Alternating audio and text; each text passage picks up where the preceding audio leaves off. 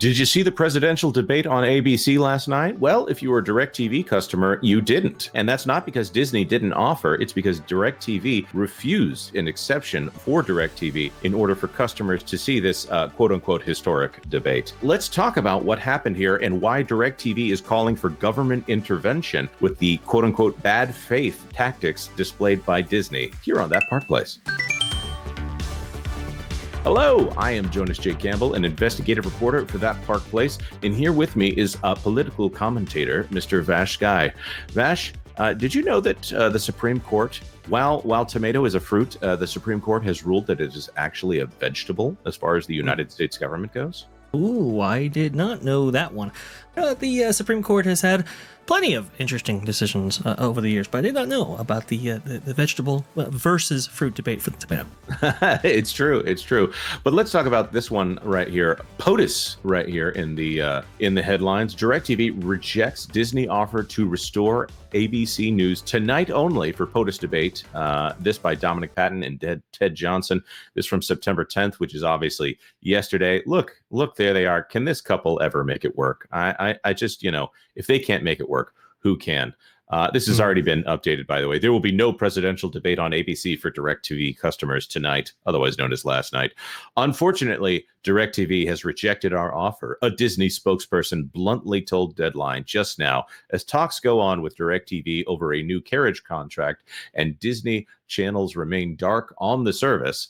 The Mouse House proposed 3-hour primetime carve-out for the first matchup between Kamala Harris and Donald Trump. Well, I'm thinking it's probably going to be the last one. I watched it, by the way. You guys didn't miss much there.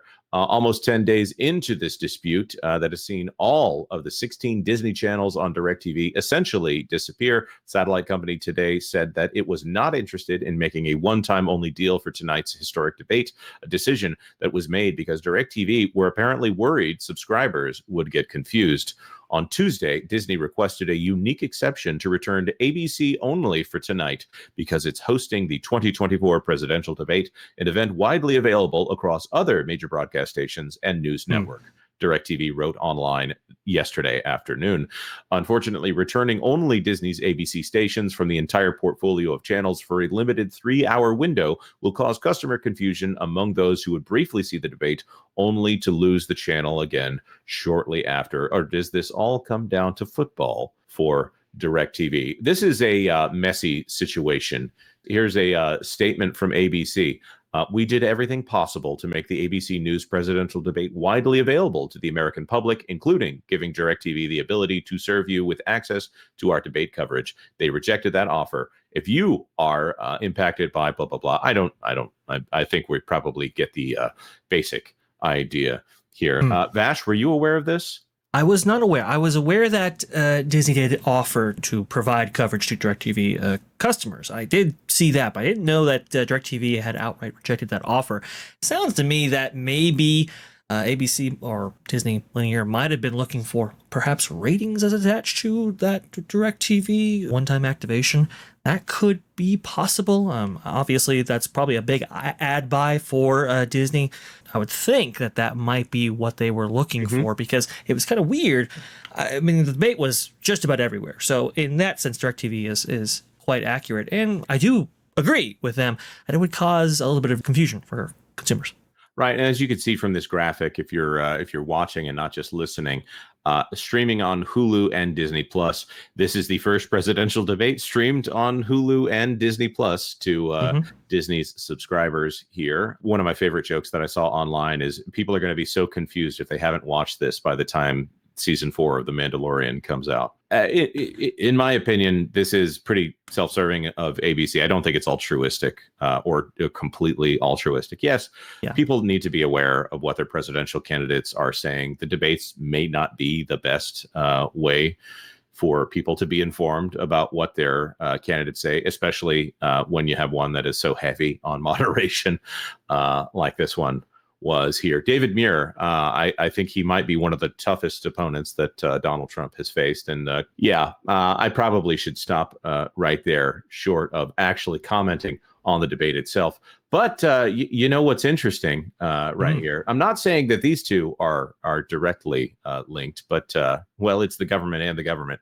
DirecTV is so desperate to get the channels back and complaining about what Disney is doing that they are filing an FCC complaint accusing Disney of negotiating in bad faith as the blackout continues. This is one of the longest blackouts that I can remember for channels here. Those 16 Disney channels, when they come back, it's probably going to be about 9 or 10, by the way. Yeah, I would think so. And one of the reasons why this is one of the longest blackouts here is because a lot of people predicted that, like the Charter Spectrum deal last year, maybe this blackout would be suspended in the lead up to the start of the NFL season. Remember, it was on the eve of a Monday Night Football broadcast that Charter Spectrum deal went through right at the last minute in order to get I believe it was the Aaron Rodgers, being the quarterback from the New York Jets, starting out for, I think they were facing the Buffalo Bills, if I'm not mistaken, on that night. I'm going to have to take your word for it. Someone in the comments might be able to help it, but I don't know the sports ball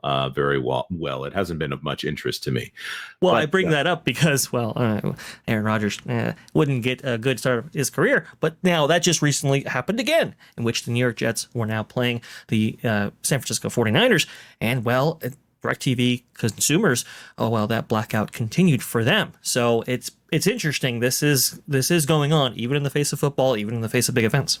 Yeah, and you're absolutely right here. I think that Disney probably thought that they would have this back by Monday Night Football earlier this week, because that's usually what causes someone like DirecTV to buckle and give in to whatever their subscribers want. But in this case, DirecTV is struggling to survive. I think that Disney is now offering essentially the same services directly to consumers. That's that direct to consumer, DTC, as we often call it here. Streaming in particular is direct to consumer. That is what Disney has at this point, because when people go to find out what happened to their channels, they get an ad for Hulu with live TV, which is a cable replacement bundle. And by the way, this is not a teeny tiny little company here. 11 million subscribers, I do believe, here for DirecTV, but they're owned by AT&T. So it's not like we're talking about teeny tiny companies here. I wonder if this is covered here in this article. It's in my notes, but I don't see it here necessarily. The FCC complaint states that Disney has failed to negotiate in good faith, according to a statement from the service. Here it is. Disney has violated the FCC's good faith mandates by predicating any licensing agreement on DirecTV waiving any legal claims on Disney's past, current, or future anti-competitive actions, including its ongoing package and minimum penetration demands. Waiving any legal claims.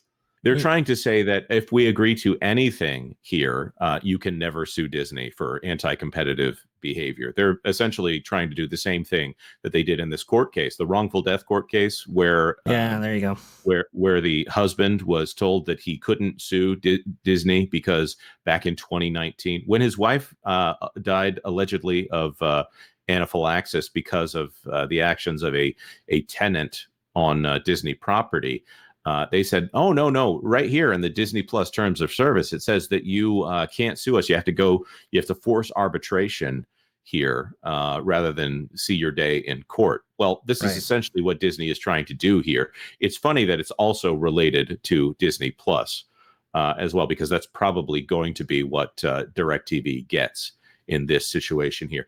Disney is going and they're basically saying, if we agree to anything here, you give up your right to do FCC complaints, to waive your right to sue against monopolistic activity by the Disney company, while Disney essentially holds all the cards here.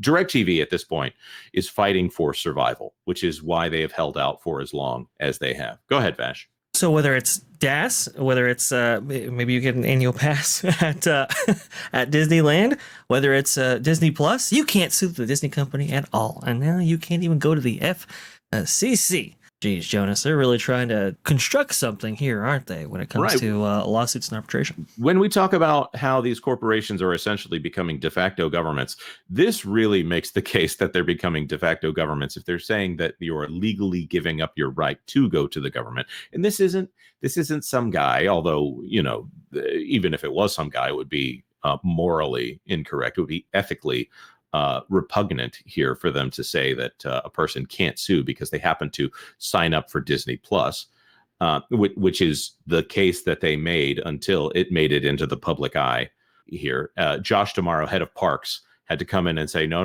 just go ahead and sue us the regular way here, because it finally reached the level at which everyone was shouting about how Disney Plus was the problem in this. I'm sure that DirecTV probably also has some kind of language like this about forced arbitration as well. So whatever this waiving of legal claims or forced arbitration or whatever you want to call it, trying to stay out of the courts, I think that there needs to be some kind of legislation to stop this from happening at this point. But in the meantime, Disney has everything and DirecTV has nothing except going to the government to say, please intervene on our behalf. Our customers want this. So I don't know. I'm the libertarian side of me, which I'm not saying I'm a libertarian. I'm saying the libertarian part of me says, okay, well, Disney can do what they want because they're offering a product. They've paid the ridiculous amount of money for all of these sports rights, so they're allowed to sell it in whatever way they want. But the other side says that if there are rules, Disney should be forced to follow them. Vash, do you have any thoughts before we wrap this one up? I do agree. There is some sense it's like, okay, well, yeah, they should be given the ability to do what they want. But again, it's within the bounds of competitive practices and not getting one over completely on another corporation or company. See, that's the thing. That's why the libertarian side has never really sat all that well with me, because it's like, well, at a certain point, it becomes a corporatist argument there. So in this particular case, yeah, I believe running to the FCC is definitely within their interests, and who knows if a contract like that or a binding arbitration clause or whatever they're trying to mandate here is even legal. I guess that's for the courts to eventually decide. Absolutely. But we want to throw that to our subscribers here. And by the way, if you comment, you are not giving up any of your legal rights. We would love to know your thoughts on what is going on here between DirecTV and the Disney company. Is it right? Is it wrong? Is it just two giant corporations banging their heads together and we just need to see them both destroyed? Probably not. I don't know. Let us know your thoughts on all of this in the comment section down below. Like this video if you like this video. And if you haven't, if you could subscribe, that would be really, really helpful for all the news that should be fun. Thanks for watching That Park Plays News. For more information, consider checking out www.thatparkplace.com. And don't forget to subscribe, share, like, and send this out on your favorite social media accounts.